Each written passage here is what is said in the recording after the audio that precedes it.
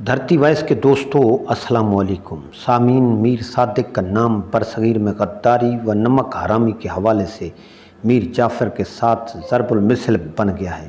شاعر مشرق علامہ اقبال نے پوری ملت کی طرف سے اپنے اشعار میں اس کی یوں ترجمانی کی ہے: جعفر از بنگال، صادق از دکن، ننگے آدم، ننگے دین، ننگے وطن۔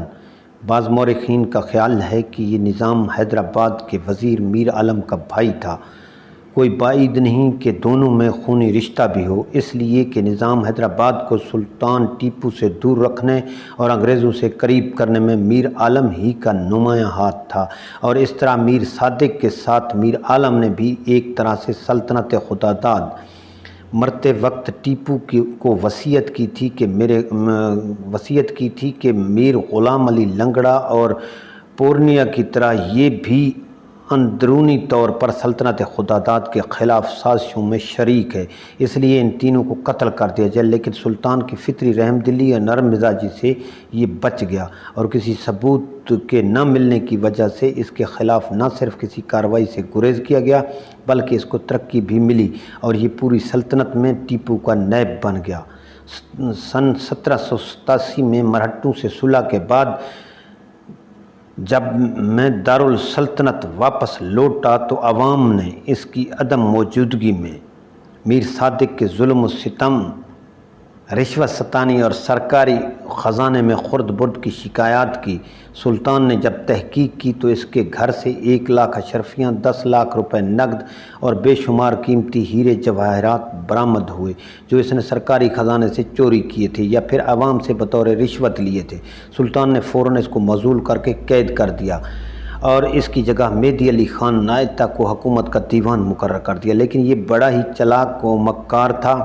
اس نے سلطان کے مزاج کو مسخر کرنے اور اپنے حق میں کرنے کے لیے میر حسین علی کرمانی کی روایت کے مطابق عملیات سے کام لینا شروع کر دیا۔ اس کے لیے وہ سفلی عملیات کرنے والے عالموں کی ہدایت پر روزانہ آدھا من مرچیں جلایا کرتا تھا۔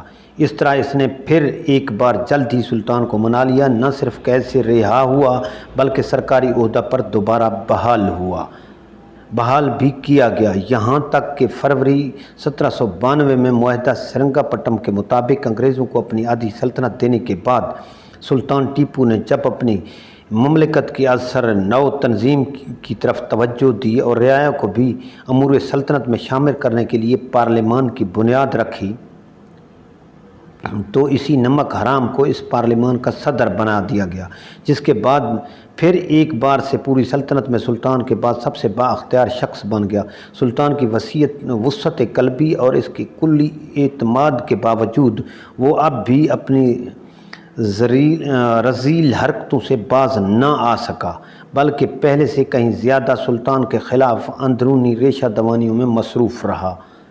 نظام اور انگریز کمپنی کو سلطان کی فوجی تیاریوں کی اطلاع بھی برابر پہنچاتا رہا۔ چونکہ بڑا ہی چاپلوس تھا اور بات بات پر قرآن کی قسمیں کھاتا، اس لیے اس کی باتوں پر سلطان کو شبہ نہیں ہوتا تھا۔ آخری زمانہ میں سلطان کے اہم خطوط کو بھی اس تک پہنچنے نہیں دیتا تھا۔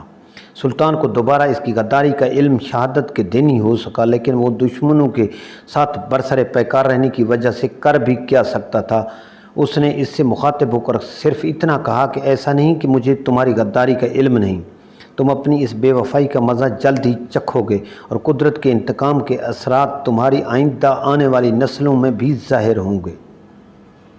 تمہارے ان سیاہ کارناموں کی نحوست سے وہ ایک ایک دانہ کے محتاج ہوں گے۔ شہادت کے کچھ گھنٹوں قبل جب سلطان نے انگریز سپاہیوں سے لڑتے ہوئے ڈوڈی دروازہ سے واپس شہر میں داخل ہونے کی کوشش کی تو اسی بدبخت و منحوس نے اس طے شدہ منصوبے کے مطابق اس دروازہ کو بند کر دیا تھا اور خود کمک لانے کے بہانہ قلعہ سے باہر نکل گیا تھا۔ کھڑپہ سے تعلق رکھنے والے سلطان کے احمد خان نامی ایک وفادار سپاہی سے یہ سب دیکھا نہیں گیا۔ اس نے یہ کہتے ہوئے اسی وقت اپنی تلوار سے اس پر وار کر دیا کہ سلطان کو دشمن کے حوالے کر کے خود کہاں بچ کر جا رہا ہے۔ ایک ہی وار میں اس کا سر تن سے جدا ہو گیا اور زمین پر اس کی لاش پڑی رہی۔ اس کا پورا حلیہ بگڑ گیا، بدبو تعفن کی وجہ سے کوئی اس کے قریب بھی نہیں جاتا تھا۔ کتوں تک اس کی لاش کو منہ لگانا گوارا نہیں کیا گیا۔ 2-3 دن کے بعد ایک گورے سپاہی نے بغیر کفن کے اس کی لاش کو ایک گڑھے میں دفن کر دیا۔ نہ تجہیز و تکفین ہوئی اور نہ ہی غسل دیا گیا اور نہ ہی نماز جنازہ پڑھی گئی۔ بعد میں جب بھی کوئی اس کی قبر سے گزرتا تو ضرور اس پر تھوکتا۔ انگریز سپاہیوں نے فتح کی رات دارالسلطنت میں اپنی درندگی و ظلم و ستم کے ننگے ناچ میں اس کے گھر کو بھی محفوظ نہیں چھوڑا۔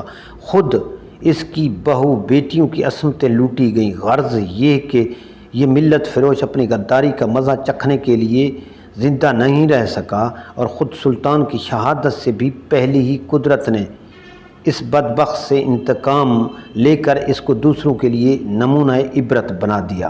لوگ اس کی قبر پر جوتے مارتے رہے۔ دوستو، دھرتی وائس کی اس کاوش کو لائک اور سبسکرائب ضرور کیجیے گا تاکہ ہر آنے والی نئی انفارمیٹیو ویڈیو آپ تک بر وقت پہنچتی رہے، اور ساتھ میں بیل آئیکن کو بھی پریس